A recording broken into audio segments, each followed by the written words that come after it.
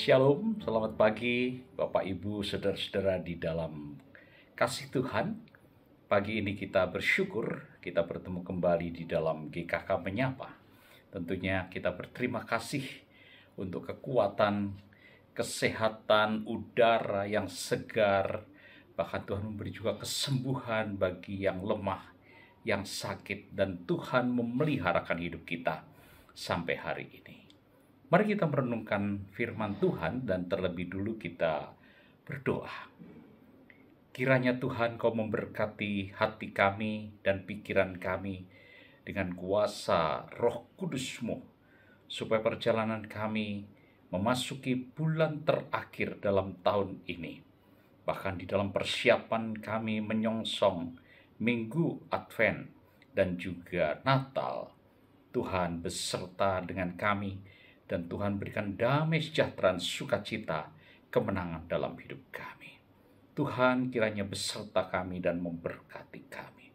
Dalam nama Tuhan Yesus kami berdoa. Amin.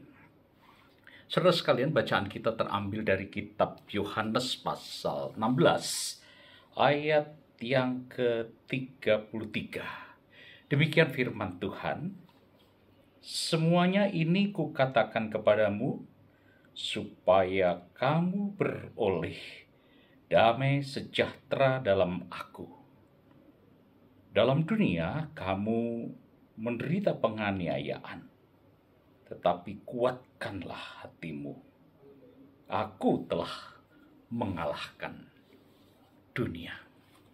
Saudara-saudara yang kekasih, tentunya kita sebentar lagi akan menyongsong Natal, dan dalam minggu tahun gerejawi kita memasuki Minggu Kristus Raja. Saudara, Yesus Kristus, Tuhan yang datang ke dunia ini, akan menjadi Tuhan di atas segala Tuhan, Raja di atas segala Raja. Bacaan dalam Yohanes 14-16 merupakan pengajaran khusus bagi para murid sebelum Yesus masuk di dalam masa penderitaan, mati, dan dibangkitkan. Dia memberikan pengajaran-pengajaran khusus kepada para murid. Tentunya yang pertama adalah mereka harus saling mengasihi. Ketika mereka saling mengasihi, dikatakan nanti Roh Kudus akan turun dan akan menyertai kehidupan para murid, dan mereka akan kuat, dan mereka dapat menyelesaikan pekerjaan dan meneruskan pelayanan Tuhan Yesus di dunia.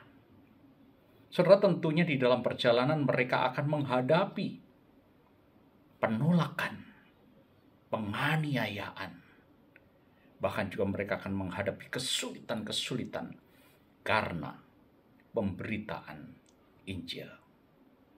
Saudara-saudara, dunia akan menolak Yesus dan para muridnya. Mereka tidak akan, bahkan mereka akan sulit untuk memahami misi Yesus, bahwa dia harus mati menebus dosa umat manusia. Ini menjadi satu kebingungan bagi dunia. Ini akan menjadi kesulitan bagi dunia untuk mengerti Yesus adalah Raja. Saudara, penolakan para murid itu akan terjadi penganiayaan yang besar. Tetapi Roh Kudus akan turun dan menyertai para murid. Mereka tidak sendiri, tapi Roh Kudus akan menopang dan menyertai hidup dan pelayanan mereka. Dikatakan dalam dunia kamu menghadapi penderitaan karena namaku. Tetapi sesaat saja. Dikatakan bahwa semua itu akan berlangsung sebentar. Setelah itu kita akan melihat kemenangan-kemenangan di dalam kehidupan para murid dan juga pelayanan-pelayanan para murid. Saudara-saudara, seakan-akan dunia itu berbuat bakti kepada Allah. Kalau mereka bisa membunuh para murid, kalau mereka bisa menganiaya para murid, kalau mereka bisa menutup jalan-jalan pekerjaan Tuhan Yesus. Tapi Tuhan katakan, sekalipun demikian, Tuhan melihat walaupun mereka sepertinya akan kecewa, mungkin juga ada yang meninggalkan, ada yang tidak percaya, mereka akan melihat kemenangan daripada Tuhan. Di dalam dunia kamu akan menderita karena aku. Tetapi ingatlah, aku telah mengalahkan dunia. Saudara-saudara, dunia dan seisinya memang bukan tempat untuk para murid, untuk anak-anak Tuhan yang percaya kepada Tuhan Yesus. Tuhan Yesus pernah berkata bahwa serigala punya lubang, burung punya sarang, tapi anak manusia tidak mempunyai tempat untuk meletakkan kepalanya. Dunia memang bukan tempat tinggal Yesus selamanya. Dunia akan binasa. Dunia ini akan hancur.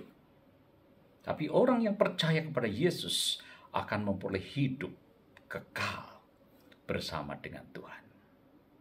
Dunia ini telah dikalahkan Tuhan dengan kematian dan kebangkitan Tuhan Yesus. Memang sampai hari ini, penolakan, penganiayaan, kesulitan itu terus terjadi bagi gereja Tuhan dan para murid Tuhan. Tapi ingat bahwa Tuhan telah mengalahkan dunia. Salib Tuhan menghadapi tantangan. Tapi orang yang percaya akan mengalami kemenangan. Aku telah mengalahkan dunia.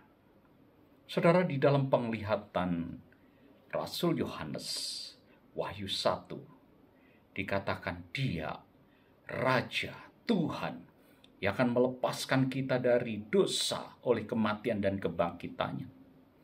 Dia akan datang di atas awan-awan. Semua bangsa akan meratapinya. Bahkan semua yang menyalibkan dan menghinanya, mereka juga akan meratapinya. Tetapi saudara, orang yang percaya akan masuk di dalam kerajaannya. Akulah awal dan akhir. Akulah Alfa dan Omega.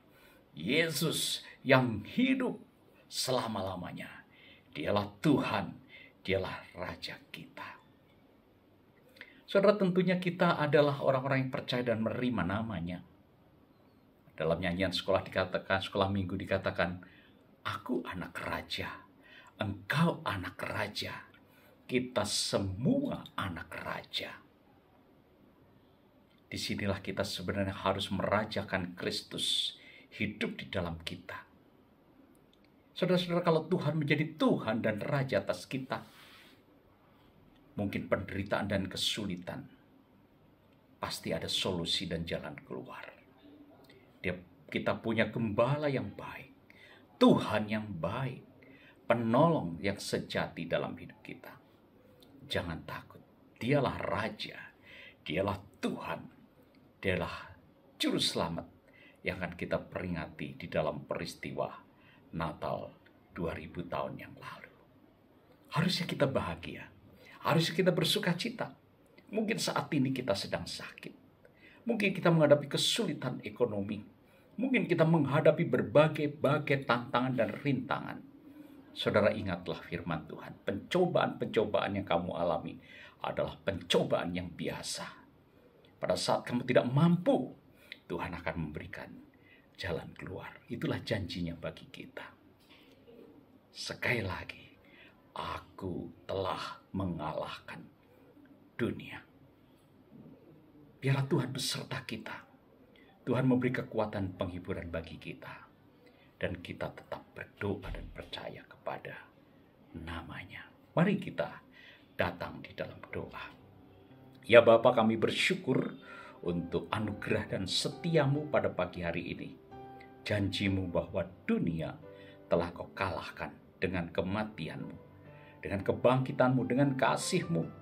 Dan kau terus Tuhan yang memperkenalkan dirimu kepada seluruh umatmu di dunia, supaya mereka yang percaya, mereka diselamatkan mereka mendapat keselamatan daripada Tuhan. Kami berterima kasih untuk hari ini. Kami berterima kasih untuk firman Tuhan yang mengingatkan, yang menopang, yang menolong kami. Biarlah kami terus kuat dan hidup di dalam Tuhan. Hamba-Mu dari tempat ini berdoa, yang lemah kiranya Tuhan beri kekuatan, yang sakit kiranya Tuhan beri kesembuhan, yang mereka menghadapi jalan-jalan yang sulit dan jalan yang buntu dan sukar, biarlah Tuhan membuka jalan bagi mereka. Terima kasih Tuhan. Kami bersyukur karena janji Tuhan, aku telah mengalahkan dunia. Jangan takut. Terpuji nama Tuhan. Di dalam Yesus Kristus, Tuhan dan Juru Selamat kami yang hidup, kami berdoa, kami mengucap syukur. Amin. Tuhan memberkati kita dan Tuhan menyertai kita. Maju terus di dalam Tuhan, makin bertumbuh dan semakin melayani.